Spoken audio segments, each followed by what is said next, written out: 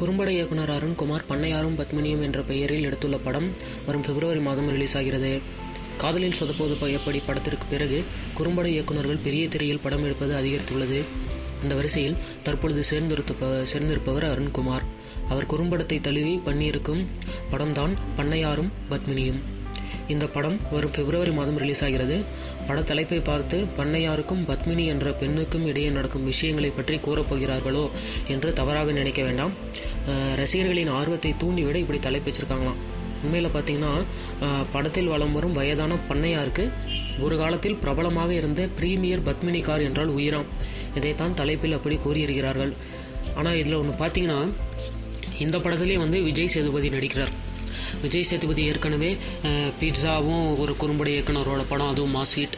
அதுக்கப்புறம் பார்த்தீங்கன்னா நடுவில் கொஞ்சம் பக்கத்தை காணோம், அதுவும் ஒரு புதுமுக இயக்குனர். அவர் குறும்பட இயக்குனர் இல்லாமல் புதுமுக இயக்குனர், அதுவும் நல்ல ஹிட்.